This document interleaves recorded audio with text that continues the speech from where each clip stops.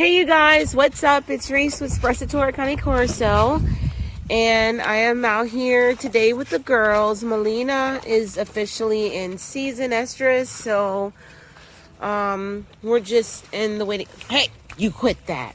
You stop. You quit. You quit. See that behavior from Katana?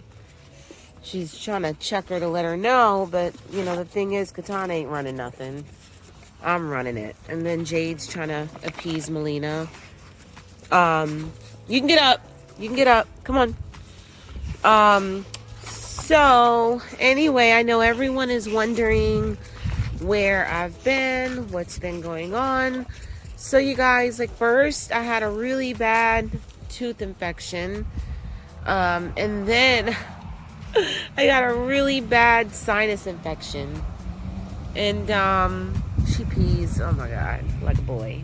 Almost like I've never seen pee projectile out like that out of a bitch. I mean, oops, excuse my language, a female.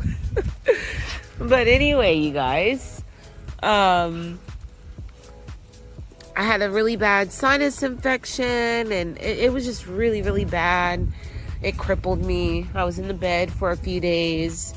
And now I'm back. And I'm feeling a lot better. And I have some news about Sprezzatura. So Billy has went to her forever home. She went to an awesome family. They had two very well trained Akitas. She's loving life. She's adjusted very well. And I'm happy for her. So at this point, we officially have nothing available until litters. From Melina. Melina's litter, and then we have Aria's litter, and then eventually Jade's, and that's what we're doing. So Melina is looking good health, good hips, and hopefully a good litter. Katana, she's so pretty. But anyway, you guys, that is what's going on. I have 2 spots available on the Melina litter.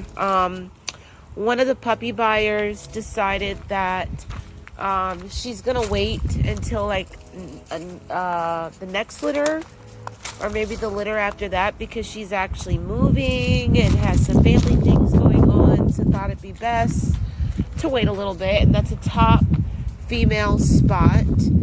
So if you're interested, give me an email, hit me up, let me know, and I can we can go through the process of approval, and I can put you on with the deposit. So there's 2 spots. I think it's 2 female spots available on Melina's litter. And then Aria, I have many spots available because I really haven't advertised that litter. Oh, Trinity's taking a poop.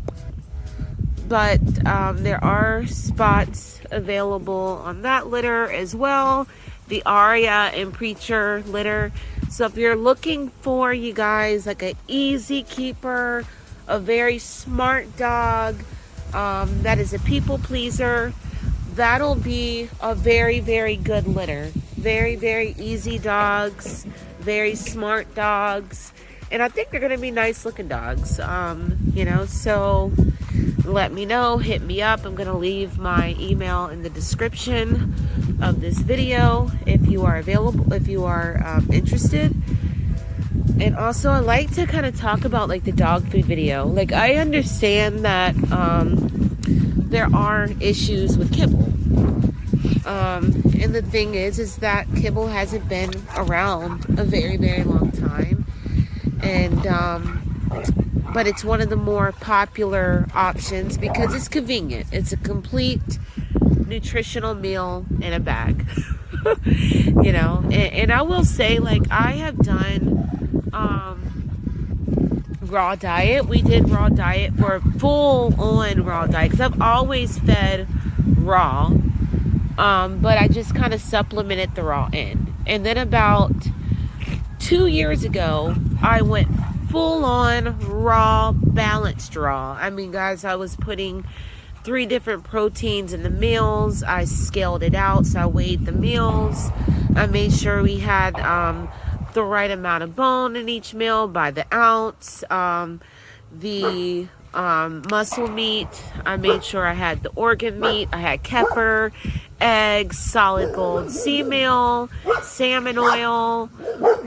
So we really did a complete balanced diet. And I'm just going to be honest, I loved it. I think that if you are a pet owner, look at my Corso defending the fence line, guarding the fence line, letting everybody know that you don't want to come on this property. This is private property. You know, the females, they're just the best. Jade. They're so good at it. But anyway, we fed that diet, and like I said, okay, so let me backtrack my thought. You get old and you lose your train of thought like so easily. So somebody's like popping off. If you can hear it, some shots. We're out in the country, horse country. People hunt, people target shoot. But you see my dogs, they're not cowering at all. They're actually going towards the noise, trying to figure out, make sense of the noise. And they are guarding the fence line as so. But anyway, and they've decided, hey, no threat, we don't see anything, we're going off. But if you are, so they're playing now. So if you are a single dog owner, you have a couple dogs, 3 dogs, and you're not breeding your dogs, there are many awesome, amazing benefits to the raw diet. Very nice coats, less shed, excellent oral health. The breath is better on the dogs, no stinky breath. The poops are really good. They're very small. They disintegrate really quickly into back to the earth, and that's what the waste should do. You know, fecal feces should not stay in a preserved state. You know, that's just not natural. But I do like the way the stools are because it just seems more natural. It seems that's the way it should be. But when it comes to breeding my dogs, I did not like the results. I didn't like the conception results. I didn't like the whelping results. And I didn't like the lactation results. It was very, very hard to keep my female a good weight while she nursed. Her milk production was fine, but she was dwindling away.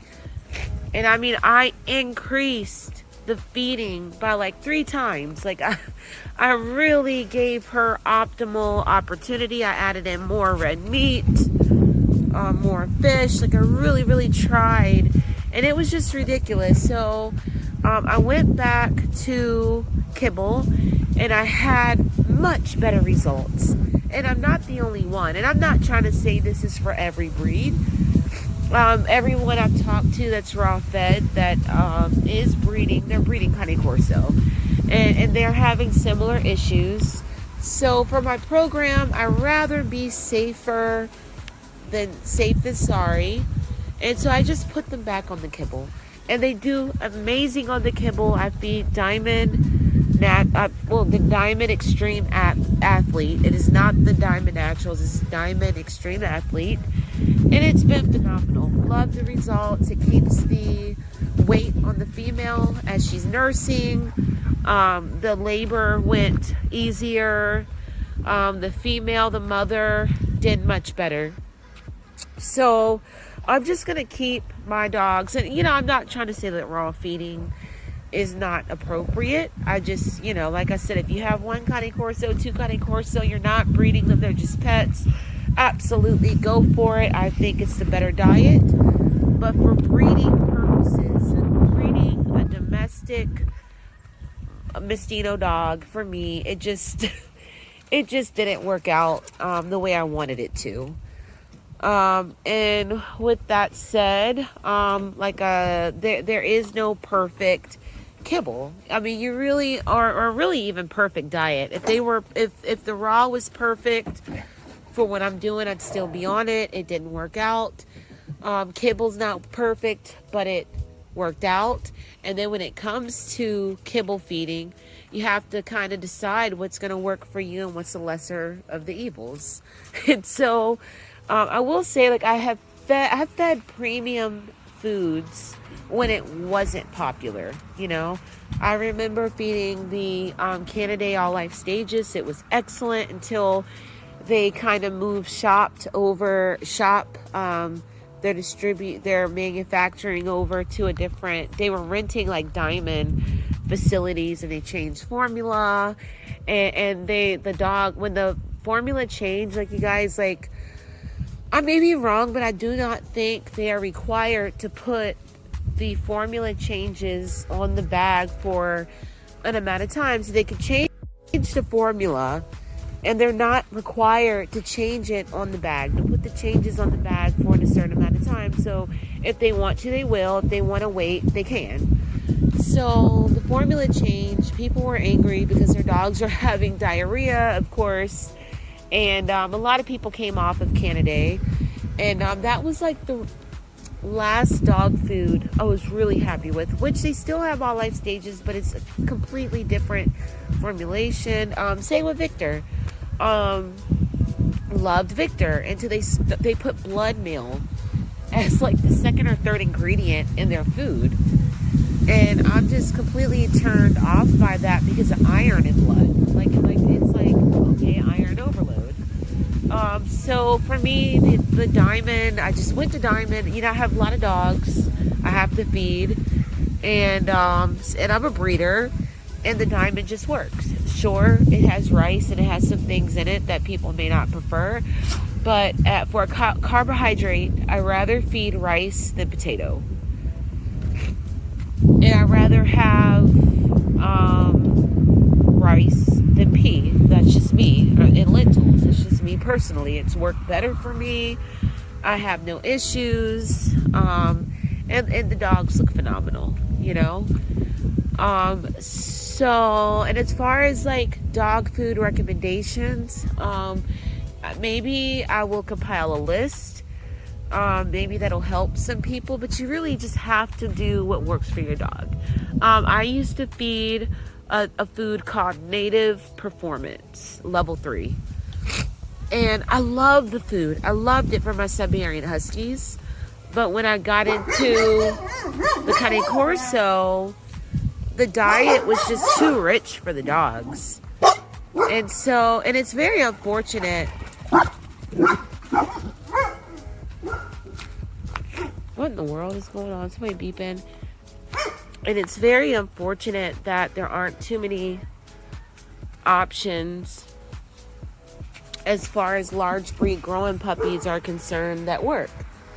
And you don't want an excessive amount of protein in the food because you'll cause accelerated growth. So what you want is slow growth to give the Achilles is not supposed to be out here because we have a female in heat, but I'll manage right now. Let me actually put him. Hold on. Alright, you guys, I'm sorry I had to put him in because I don't want any fighting out here with the hormones, because Trinity is actually coming into estrus as well, so I don't want any fighting. But as I was saying, whenever you have too high of protein, you risk causing accelerated growth in your large breed puppy, and it causes. So what you're doing is like you're not giving the bone time to dense up.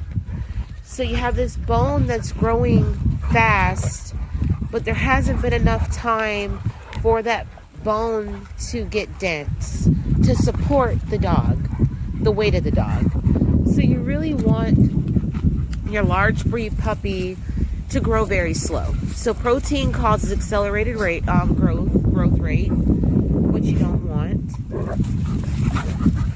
And too much calcium And phosphorus actually causes orthopedic deformities. See, they are so hormonal. Melina and Jade, come on. So hormonal. So that's why you have to be very careful.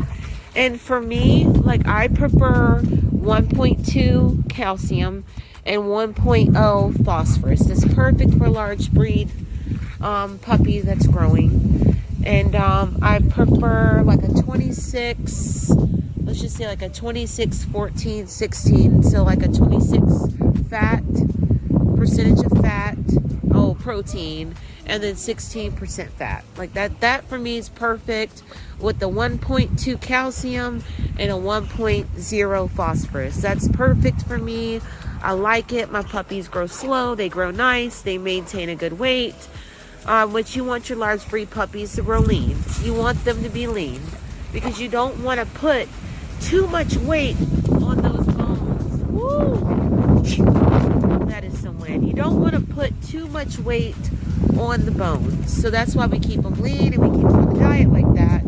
Now, when they turn about a year old to 18 months old, really preferably 18 months, you can then move your puppy up to like a 30% protein, because then they're more active. They're way more active and they're running and they need the protein to keep the weight on. So